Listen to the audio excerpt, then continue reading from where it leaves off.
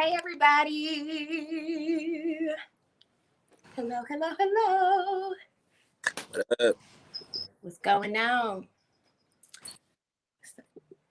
So, today is May the 3rd, 2021. This is Small Talk with Shanay, episode 5. This is a reconvening of me and MoDre Brown, who is my very special guest today. I'm so happy that he was able to join me again. You know, today we're going to be talking about his musical journey, what brought him to the industry, his time in Columbus, and how it played a part in his musical journey, and how we met and how we have actually seen each other multiple times on our musical journey, but I'm proud of it. This is my brother. He has a very, very inspiring story. I'm very proud of him, so I'm very proud that he's able to share this platform with me and to share his journey and his good news with you guys. He has a couple of announcements to make after this is over, and hopefully he'll sing us a little tune. And he'll be the first time that I have somebody to sing on the show, finally.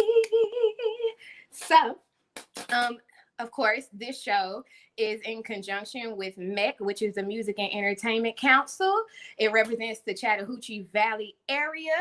So, MEC works to stabilize, protect, connect, sustain, and grow music education and resources for all persons and performance to ensure the quality of life.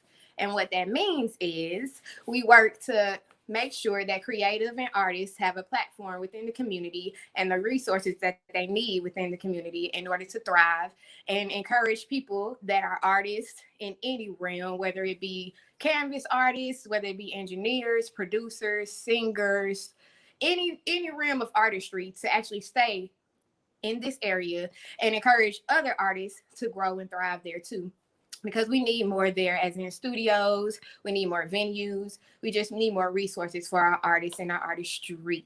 So with that being said, today we're going to be talking to Dre, and he's going to tell us a little bit about himself. We'll start off that way, and I'll give him the floor to tell us a little bit about his journey, and we'll go from there. So Dre, the floor is yours. Oh man. Well, thank you. First, thanks so much to you and the Music Entertainment Coalition. Like, it's so cool. I think it's really cool when people who are creative themselves create a platform to be able to share. I think it's important that we all support and promote each other. So I think it's really dope what you're doing. I love this platform. So I wanted to say that first. Um, Man, my journey. I guess it started off like a lot of people in music. Started off in church. My grandmother, she kept us in church 3 times a week: Wednesdays for Bible study, Friday night service, Sunday service, Sunday evening service. But the cool thing was my family. Everybody sang or played an instrument or did something. So that was, of course, one of those things that really kept me.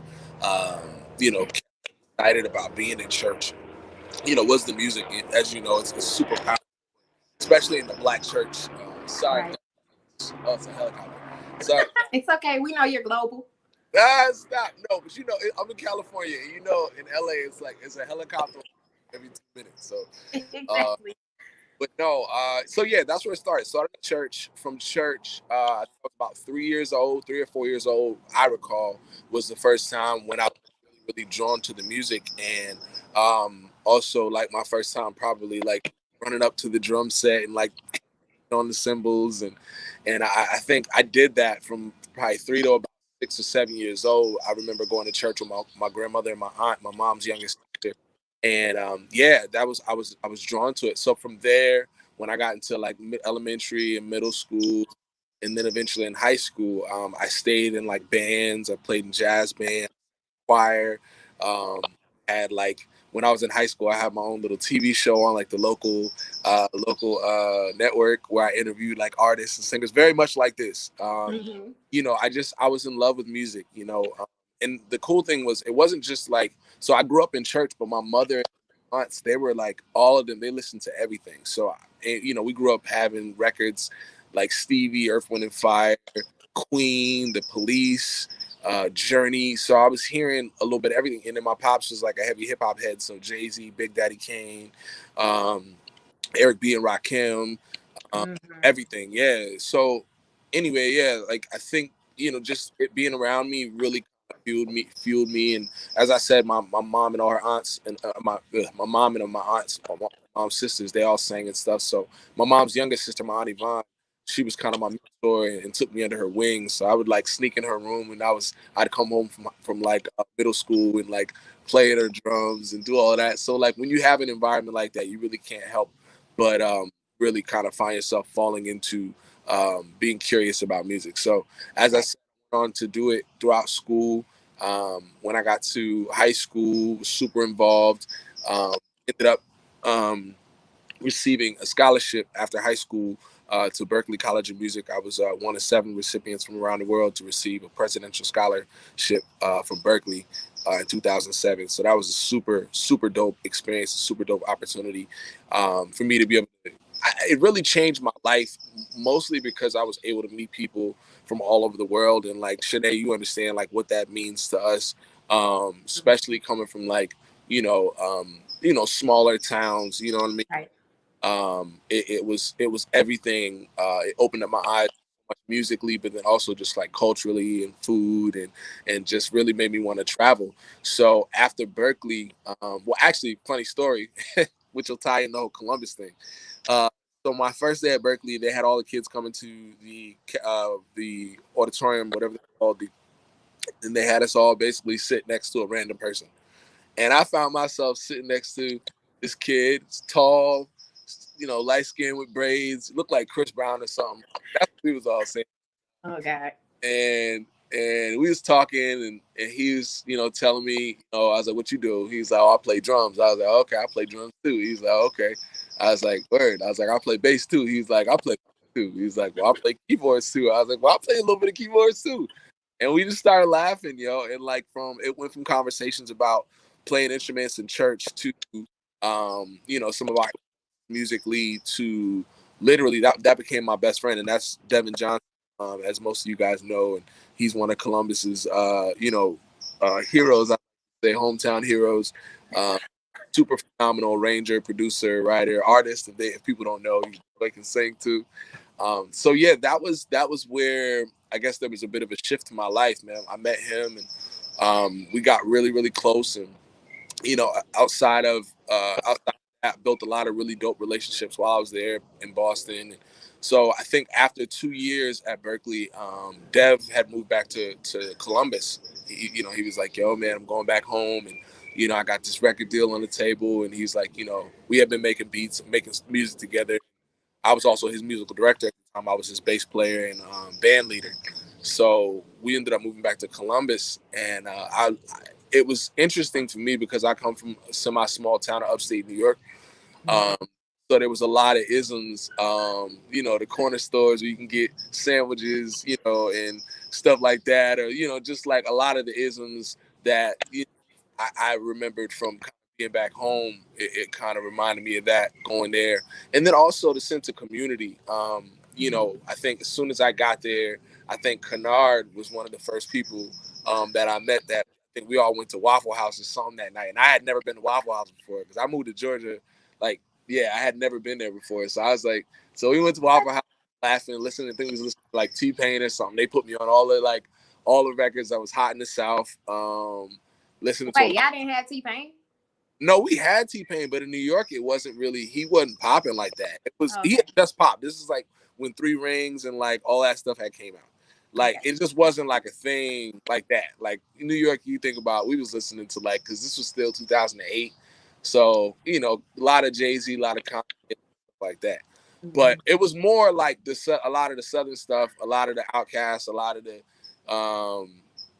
just a lot of stuff, man. And we spent a lot of time together, the three of me, Kennard and Devin and Ezra and Derek, and Mike. It was just like a crew of us. And then and then I think that's whenever shortly after, like a couple weeks after being in Columbus, I realized that y'all had the same sense of like community and family, that I kind of came up with in New York. I was kind of I was big on that. When I was coming up in high school, there's a lot of cats. Shout out to my old band, the Calypso, like the Hamilton Hill Steel Drum Band. Those are my boys. I left this out, I guess. When I was in high school, we ended up playing the Apollo Theater together when we were about 17 years old, and that was my first time ever like playing bass like on stage. And I think I mentioned that because that moment in my life was so pivotal musically, but then also like as far as like community and brotherhood and I guess sense of what's the word I'm looking for? We held each other accountable.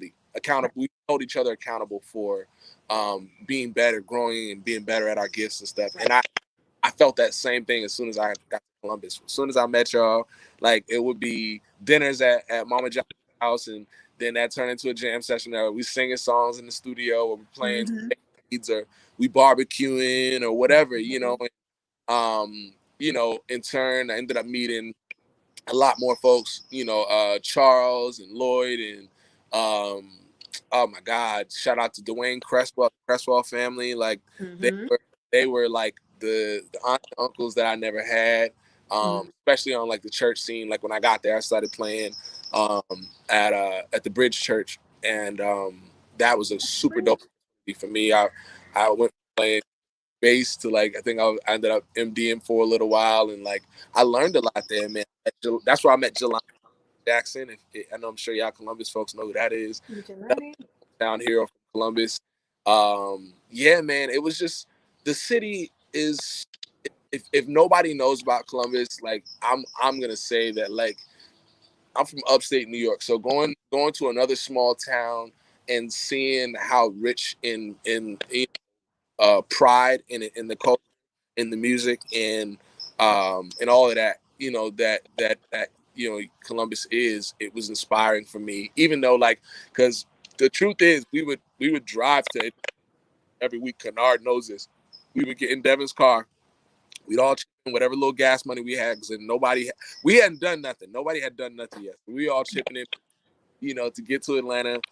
Me and Kennard still working in Columbus, so we'd have to go up there and be up there morning and then drive back to be at work at like 6 o'clock. So we'd be burnt like, but and I remember going to studios and being in rooms and in studios with some really, really dope people, and going back to Columbus and like, being at work at Ruby Tuesdays or Abercrombie and Fish, wherever we was working at the time. And like cats being like, oh, what you gonna go to Atlanta and get famous?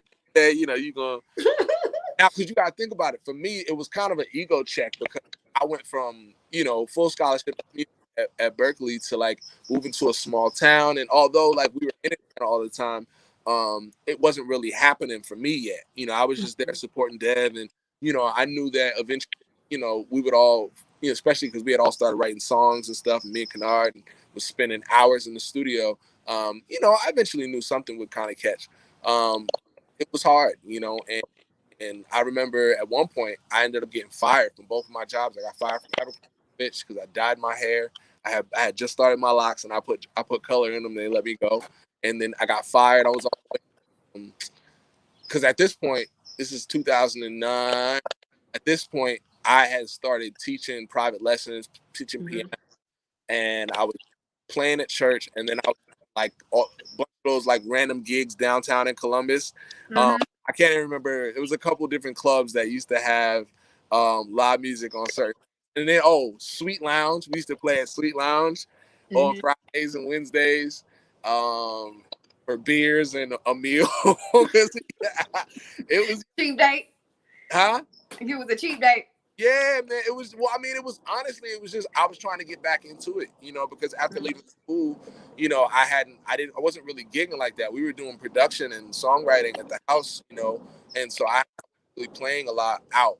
And so anyway, long story short, after my stay in Columbus, after getting fired from Ruby Tuesdays, I went home and Mama Johnson sat me down like, you got to remember that God, He brought you this far. He wouldn't leave you, and make room for you. She continued to say that to me and Kennard and Devin, and yeah, they really did, because I think about 6 months later, I got a call from a guy named Pierre Mador, through Devin. They were looking for a bass player at this church in Atlanta, and it paid me more money than I had ever made in my life. And so I ended up moving to Atlanta in 2000 and early 2010, late 2009, early 2010, and started playing church. And when I tell you it it went into hyperspeed. I know we got a bunch of stuff to talk about. I don't want to I can keep going or Yeah, you talk. okay. All right, cool. So yeah, it went into hyperspeed, man. We from playing church, I met Jay Fly, who is my mentor and big brother. Is super dope. Everybody, Kelly Price, New Edition, Peebo Bryson, all the OGs. Anyway, I started following him around. I would set up his drum set everywhere. He had gigs. I would come and give him my first little recording session on bass. I was scared as crap, but he took a chance on me and allowed. Shout out to him.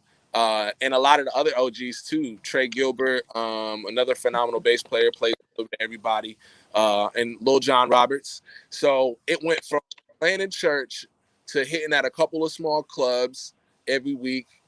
To I think my first real gig came in late 2010. I played with. Oh, I got the call to go out with. No, I went. Yeah, with Derek Haddon. I didn't even have a passport, yo. I was like, I was fresh in Atlanta, and my boy called me. He's like, yo, I need you to hold me down on this gig. Boy, Aunt Parrish, super dope bass player. And I had to pay like $400 or something like that to get a rush. Right. I had a passport. And next thing I know, I was on a plane headed to Amsterdam. We didn't even rehearse, yo. The band was so, shout out to all the homies, but like I was scared as crap. And we went over the time of our lives. First time out of the country. And then from there, I came home. It was funny because I came home and I thought, oh, it's about to pop. And I remember I got a call from my pastor telling me, like, yo, you can't be missing service like that, because we need you here. We're paying you good money to be here. And I talked to my mentor and I was like, yo, I really want to travel. I want to make music, man. I want to play. I want to perform. So I moved down here to like be in the industry. And he said the same thing Mama Johnson said. He said, your gift's going to make room for you. Church. It's going to take you places you've never been before. And I ended up getting let go probably like 2 weeks later from that church gig. And I got hired to go. I think the next gig was Love and Hip Hop. I did like 3 episodes of Love and Hip Hop with Stevie J. I remember that. Benzino. Yeah, we did a bunch of episodes. From there, it went Belle Biv DeVoe, then TLC, then like Bobby Valentino, RL from Next. Then I started playing with Flo Rida.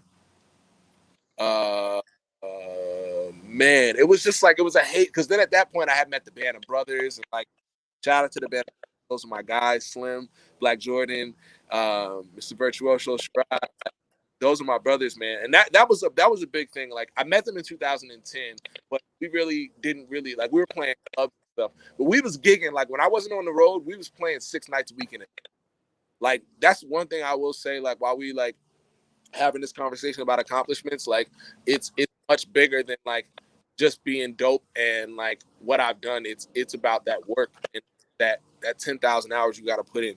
And Shanay, I know you know this because I know you sang in church, all types of club situations. Like there's no, you can't skip any steps. No. We had to put in those hours and sweat and take those $75 to $100 gig, to get to the point where somebody actually wanted to give us, pay us what we're worth. Can you see me? I know the sun. Yeah, I can see you fine. Right, I actually want to kind of stay on that for a second because one of the things that I wanted to talk to you about was the power of character in the music industry and how you holding your character and being a good person can actually put you in different rooms. Because we've both seen people that weren't the best to work with. That's a good way to put that, But if we didn't have the attitudes that we had, I mean, even when me and you met, you know what I'm saying? When me and you became friends, you know what I mean? If we didn't have the attitudes that we did have, then who's to say that we would still be friends right now or see each other out or be able to even recommend each other for even things like this, So I want to kind of stay there and Yeah. talk about how it was, because like you said, like you guys had a full writing community. Mm-hmm. You and Kennard and Ezra, what was the name of you guys' writing team? Oh, Writer's Block. Yes. I Right? wanted you to say that while you were talking, but you didn't, you know what I'm saying? Yeah. Because I remember Writer's Block, and y'all used to put up y'all little symbol every time y'all. Yeah. Yeah. Yeah. And on top of that, you mentioned Meat and Slim. Yeah. And and Sherrod and everybody who are doing great things in their own right. And Jordan, and if you hadn't have like developed your character and been such a good person, who's to know if you actually would have built the band of brothers? You know what I'm saying? So I want to stay there and like talk about the importance of character. Yeah. Well, there's two different things that I'll say to talk about Writer's Block, which was a very, very big, very important part of my development as a songwriter. We didn't let each other fall. Mm-hmm. Although time went about and we all might have went our own different directions, like that period of time where we were, and Kennard knows this the most, him and Dev know this, but like we spent so much time writing so many songs and watching so many videos and listening and being patient and also being honest with each other, not just about the music, but also about like character, like when it came to like being men of our word, just the way that we carried ourselves, the way we walked and talked when we went into rooms. It was super, super important. I guess it was humbling. It was humbling. And I got to give Devin some credit for that too, because, he was the first one to kind of break through as far as like getting work in the industry, really doing it. And I think the rooms that we were in, situations we went into were like schooling. You know what I mean? Like we had to go, had to be quiet. We didn't have much we could say. We weren't even writing and working in half of those rooms we were in. But I think that we understood the power of playing our part and being in and learning when to speak, how to speak, and all of that. I think that was a big part. So I definitely give a lot of credit to that first couple of years in Columbus and what we were doing as a team, and also just like holding each other accountable throughout the years, because even now to this point, like we all have conversations, about our growth and about the crappy songs, right, or that we played for each other, and how we've encouraged each other, over the years, been able to from a distance and closely.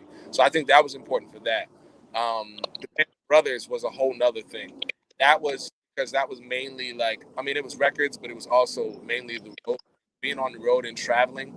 And you know this, Shanae, it's not easy when you're gone and you're working with people that you don't know all over the world. And most of these people they don't know you. They don't really care about you except for what you're there to do, and that's to do your job. But one of the things about, I was fortunate enough with having with the Band of Brothers, like we've been together now. This is 10 years we're celebrating. So there's been so many scenarios, I can't even tell you, from like somebody getting left behind, almost getting left behind, to, you know, fist fights, to sleeping on couches, to, losing family members, or hard times come, or getting evicted, to like being on NPR and going to Coachella. I'm giving you you understand, like these moments, man, were so important for us. And I think that we always like to say to each other, like, you still ain't SHI. Yeah. Say that to each other. This is a family show. Huh? I said, yeah, this is a family show. No, but the thing is, we say to each other, like, well, you still ain't, it's funny, but it's a reminder that we've always kind of used with each other, like to remember, like, yo, like we're so fortunate and blessed to be, to be on the, or to, so we were really, really heavy on keeping kind of level-headed and reminding each other that, we have a responsibility with our gift. This is it's an honor to be able to do what we've done. So yeah, I think there was, we've always had conversations about humility. If somebody was starting to smell themselves a little bit, and that's like all four of us, we can all say that about each other because we all have had our moments and are having moments even currently where we've done great things or people see us in a certain light. But I think the reason why we are the Band of Brothers is because there's no chance that any one of us will not hold each other accountable and to a high standard as a man, which Right. I think, especially as Black men, it's an important thing because we, to be honest, we've all had our family struggles and come from different dynamics when it comes to our parents and stuff like that. And I think it was an important thing for us as men to be able to represent Black men in a different way and hold up the standard, and raise the bar, not just in music, society. I can't hear the last part you said. You kind of broke up a little. I'm sorry. Is it breaking bad? It's not bad. But that part was. I couldn't really hear what you said. Okay, I don't know what it was, but no, just how Uh-oh. important it was for us to have a high standard for how we lived our lives as Black men in society, not just in music. Because that's important. And like while we're there, we both know that these are trying times that we're in right now. Yeah. There has been trying times in every decade, but with live music kind of going away when you live like we do as what I'm saying, recording and touring musicians, it's been a trying time for everybody because we've had to find other ways to be not only creative but to still act in our living, you know what I'm saying, and in our purpose. So what are some ways that you've been keeping yourself sane and staying busy throughout this time, not only to still remain in your purpose but to inspire people? And have you been inspired by the times right now? Yes, I've been inspired. But it's funny, I haven't been as inspired to make music as I inspired to live life. Right. I mean, music has been made for sure, but to speak to it firstly, I've gotten outside, been in the woods. I found a like trail that I like to hike in it. I've read a lot. Read like 2 or 3 books. I've spent a lot of time with my family. Been on retreats with a couple of close friends in my bubble. And I'm saying all this, probably expecting me to say something about like creatively, but the truth of it is, like, as a creative, we're empath. We're conduits. So like these stories and the music comes through us, but it only comes through us when there's something to speak on. At least that's my thing. I don't write music for the gimmick or for the idea of making something that sounds dope. I make it because like I think that's what you do. So I know that. So yeah, all of that time to really like work on myself as a human being and interact with my niece, interact with my sibling, girlfriend, and my family. That has inspired me. That has motivated me to be the best version of myself that I've ever been in my life. Um, it also has inspired me to make some music in my life, I believe. Maybe I'm not to sound, braggadocious or anything. I feel like it was important, not just for myself, but a lot of us to have this time to really have some time with ourselves and figure out what we like. And, because I'll speak to this because you said something about the whole live music thing, and you can probably understand. In my role, and probably in yours, we are a bit of like, we're chameleons in a way because we have to adjust depending on the artist that we're playing for or we're singing back. So you you live so many different lives almost, and you can start to lose yourself, and you start to forget what you sound like. You start to forget, outside of this setting or whatever. You know what I mean? You start to forget what you like. You start to forget all of this stuff, and so for me, it was so rewarding to come home and to have time and to develop my own sound, develop the sound of some of the people really closely with throughout this pandemic. So yeah, I've been inspired. I've made a lot of music that I'm really proud of. Released some songs that like speak to um, some really important things. Yeah, I remember a time when I used to have to convince you to sing. Oh my God. Because you're like, wouldn't do it. Dre would play all the instruments in the world, but he would not like sing at all. And I'd be like, man, you should come out with some stuff like what you were singing. And I remember when I saw the TV premiere of Bambi with Jadena, Mm. and you guys were all in the circle and you were singing. And I remember I called you because I was like, oh, so finally we're singing and on live television. Okay, because there was a time where you were like, no, like maybe later, but right now I'm not gonna do it. So to see you like come out with a full project, like with you singing your own songs that you are producing and singing, like is a real thing because it speaks to growth and it speaks to like you being in different places and how artists can be in different places in life and do different things that they might not have seen themselves doing before, you know. So it was really inspiring to see that. And just to throw that in there, because I'm proud of you, because there was a time where you weren't going to do that. I was like. No, I wasn't, man. But, you know, God always has a plan, man, outside of what, you know, what we think we want to do. And, yeah, so thank you. I appreciate you. And thank you for supporting, you know, so people understand this isn't just like one of those things we're saying and stuff to be nice. Like Shanay legit checks in. She's a real one. A phenomenal vocal producer as well, vocal arranger. You guys will hear some stuff. Let me give you your flowers now, because you know I'm grateful for you. So yeah, I'm grateful for you too, bro.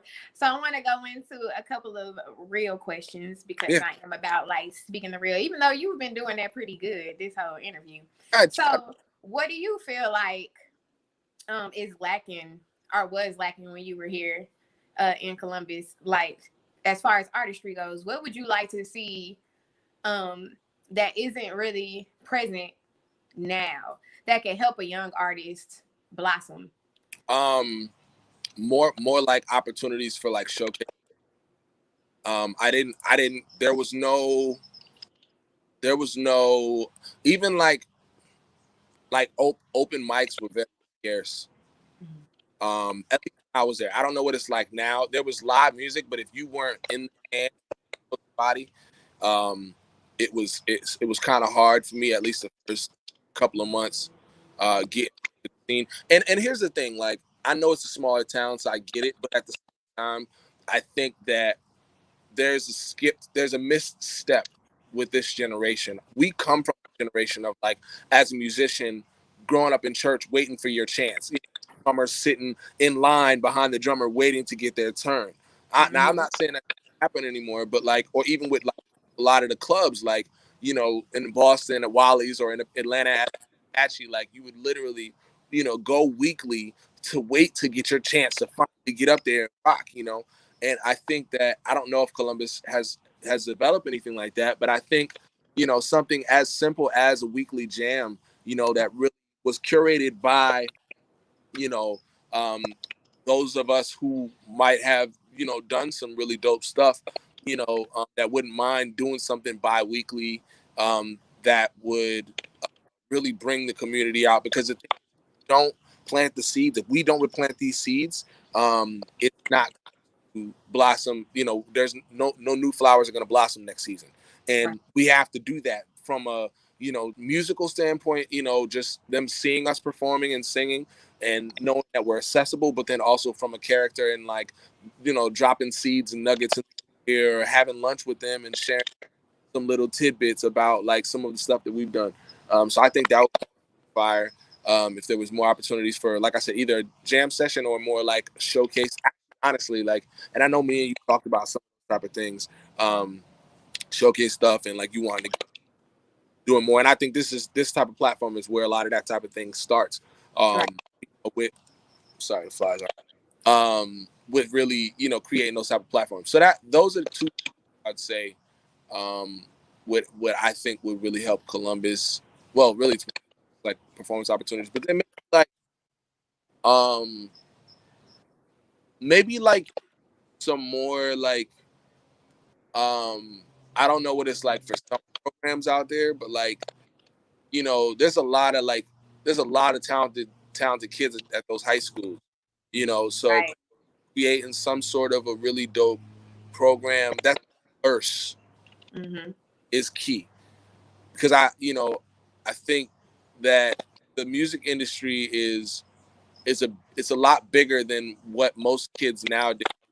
Everybody wants to be a rapper or to be a beat maker, and that's not it. You know, and everybody's not going to be able to do that. Everybody's not going to have that opportunity. You know, the percentage of people that actually get a record to break through are really, really low. And, you know, I'm not trying to discourage anyone, but what I will say is there's more than one way to skin a cat. So you have like music and television, you know, music sync, music life, which is something that, you know, I've worked a good bit in. And, you know, that's, you know, your music, you know, synced along with movies and your favorite TV shows. There's so many resources out there for you to be able to sign and you know, upload your music into catalogs. Um, uh, what else? Yeah, 'cause you just recently had a song that played in a BET movie, right? Yeah, man. No, yeah, we had a pretty good year, man. We had my first license I came through 2020 actually with Always a Bridesmaid was a movie on BET.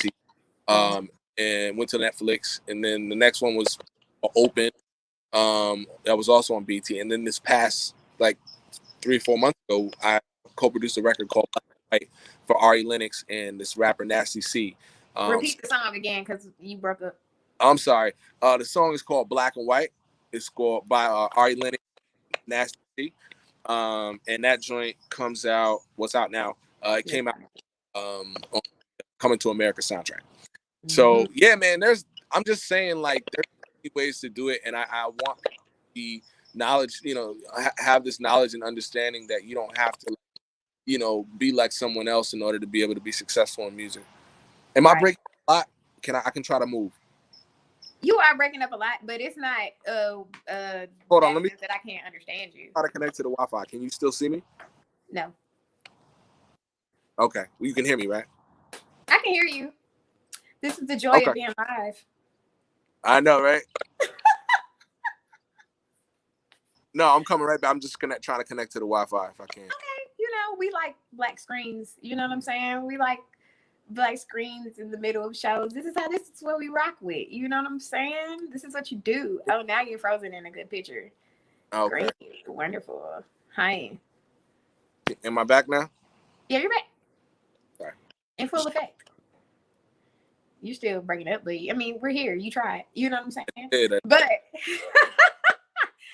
the last thing I want to ask you before I try to get you to sing something for us, you know what I'm saying, is what would you say to a young artist or whatever? Because I know you shared with me that not everyone believed in your ability, and you weren't always encouraged to play and to like be a musician, you know. So what would you say to a young man who had a dream such as yours or whatever, that really wanted to do this, that didn't necessarily have the support system that they needed in order to succeed? What advice would you give them? Okay. I want to make sure I'm not cutting out while I'm saying this. You hear me clear right now? I do. Actually. Okay. I will say first thing, where you come from, your life circumstances, and your whatever you may feel like you're lacking, not determine the outcome or your trajectory. I've been on my own since I was 16 years old. In high school, no real family support for a lot of years. I didn't get picked in my first couple of bands. I got fired from some really, really big gigs.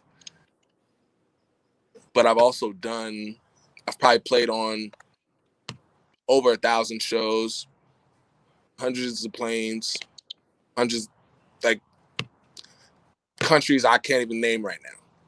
The thing is, you know, when you commit yourself to an ideal and you really find something that you're passionate about, like you got to do that whether nobody's paying you or whether nobody's watching. Like you have to commit yourself to the ideal. You can't allow any excuses or anything that you sing or anything that anybody says to deter you from that. I didn't sing for a long time. I didn't write songs. I didn't produce music because I felt like I had the sound. I also, when I first started playing bass, by certain cats, oh man, put that down, stick to playing drums. You ain't no bass player. Bass has paid my bills in all of the world, and I've played on TV in front of millions of people because I didn't listen to those naysayers, because I didn't believe the things that they said.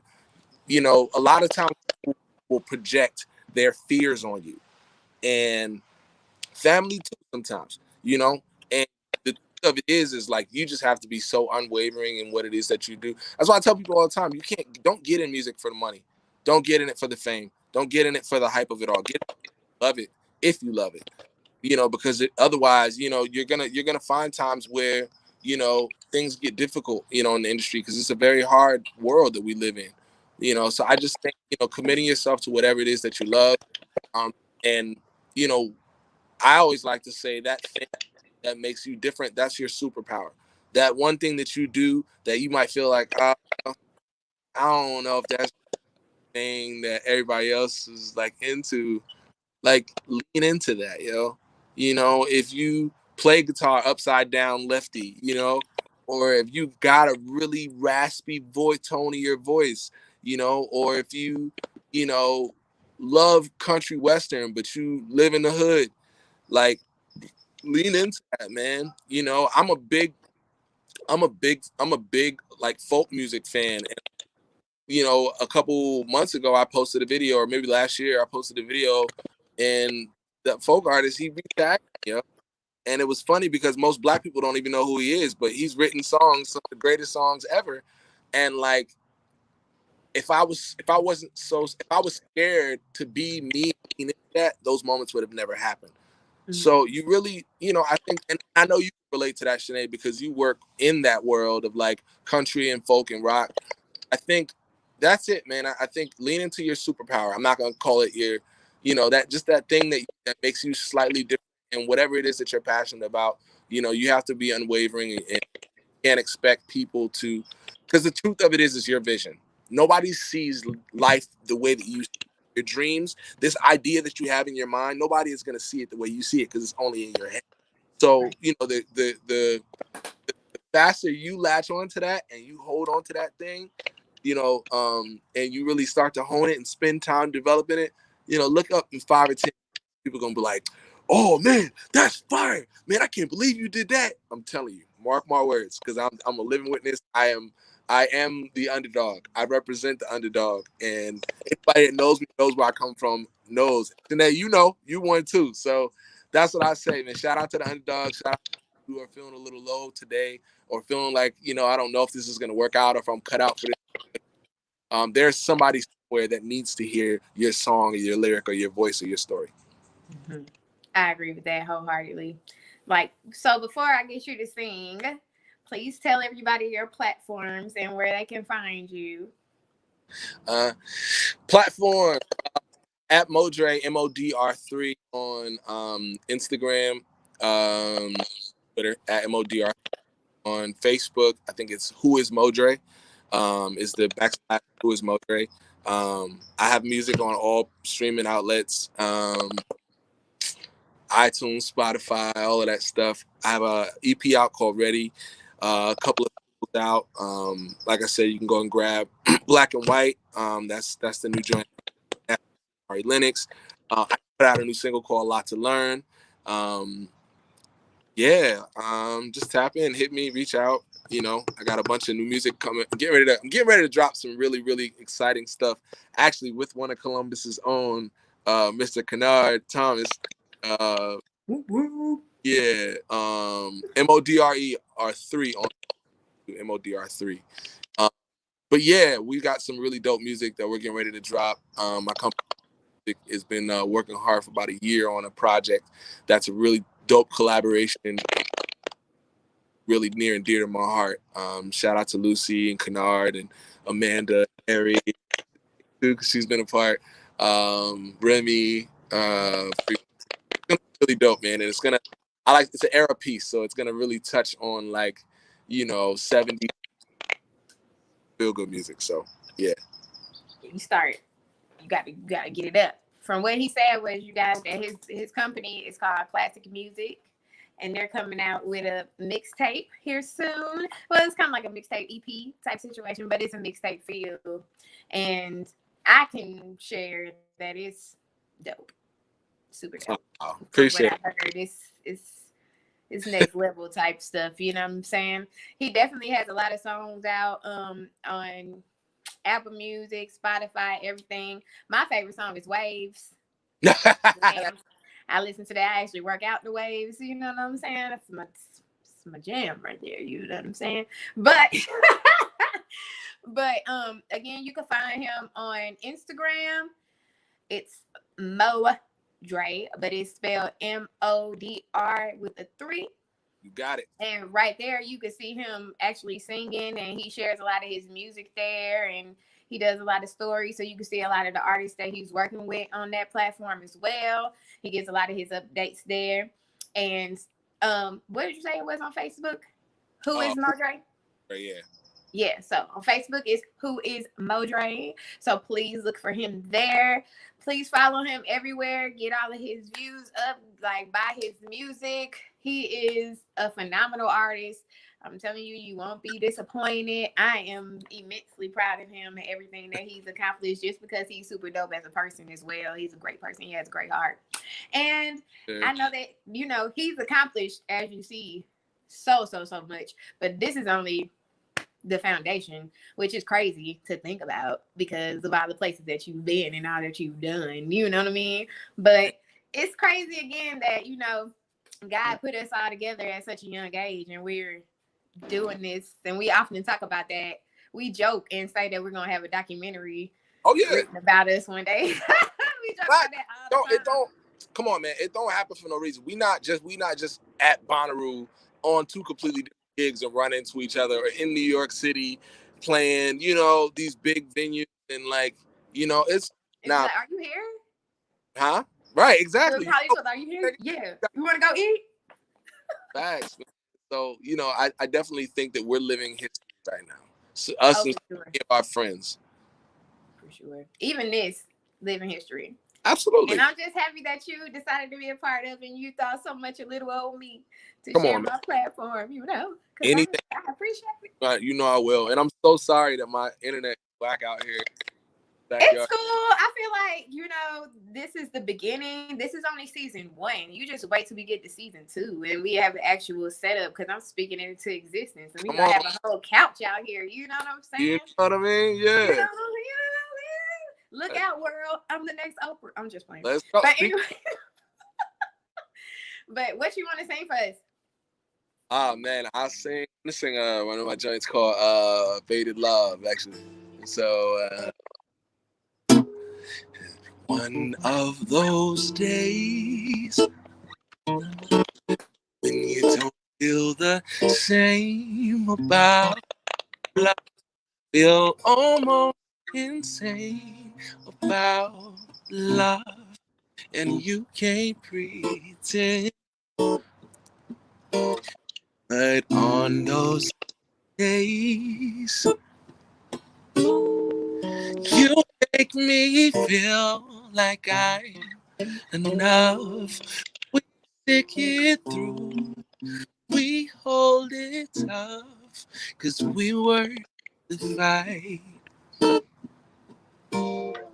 'Cause what I'm afraid is faded love, when things feel so mundane.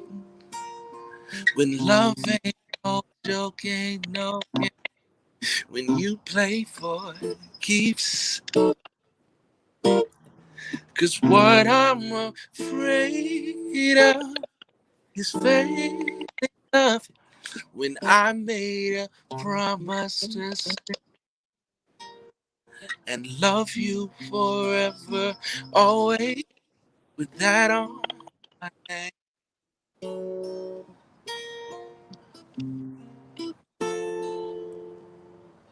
Woo!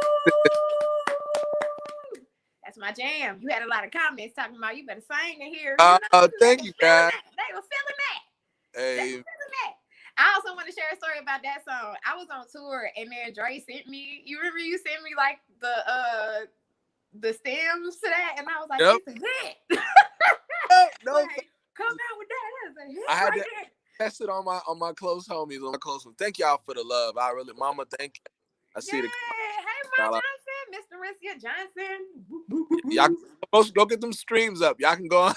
Yes, go get those streams up, please, man. You won't be disappointed. Seriously, like I work out to his music, listen to it. Me and Kennard probably know all the words. You know what I mean? There's a little bit of it on Apple Music, Spotify, everywhere, anywhere that these things. Do you have videos on YouTube too? Yeah, I do. There's a couple of live performances on my YouTube page, and that's backslash MoDre as well on YouTube. Right. Yeah, get those streams up too and subscribe. You know, like you guys, he deserves it, and I'm telling you, it's great. And then he has, like he said, he has more things coming, more things that he's working on. As he said, his girlfriend Lucy, she's immensely talented as well, and she has a project. And he's working with Kennard, and they have some dope things coming out. Man, I just get to be, you know what I'm saying, a fly on the wall. Oh, stop. Now we're gonna get Shanay in there on the record soon while she playing. I'm trying to get a whole joint. Amen. Yes. So as we proceed. Don't try to move past it. No, it's okay. But look, I'm with it. You know, if anybody can get me to do it, it's you, to be real. But because Dre, just so people know, Dre doesn't ask me to do anything. He tells me. We joke about this all the time because he knows if he asks me, like, I'm gonna get shy and I'm just gonna be like, what? Like, you know what I mean? So he'd be like, Shanay, come get on the mic. I'm like, dang, that's what we doing today. You know what I'm saying? Dude, that's the thing. Real friends, like, I'm not gonna ask can you do it, because if I ask you gonna think about it. If I say, yo, do this part real quick, you're not gonna think about it. But okay, cool. It's like reverse psychology. Yeah, exactly. Then I end up just on a record that I didn't even know. You know what I'm saying? But I'm with it. Hey, Coke doesn't endorse us. Don't show the label. I know. So, I was going to do a thing, man. We got a record that worked. I'm just playing. But thank you, everybody, for joining us. Again, this was episode 5 of Small Talk with Shanay. Of course, we would have MoDre on here again because as I told a lot of my guests, I am looking to do a panel with a lot of my guests to come back and just, you know, do a little Q&A with some of the people that watch, you know what I mean, which would be later in life. But we know that Dre will come back and join us. And thank you for joining us all the way in LA because as you see, it's light there and it's dark here. But thank you guys again for commenting. Please like the Music and Entertainment Council page. Again, Small Talk with Shanay's page will be up in another 2 weeks. So look out for that. And we'll be sharing the video from there as well. Also, our YouTube link will be up soon. So look out for that. And since we had to reconvene this Monday, we'll be back next Monday with our next guest.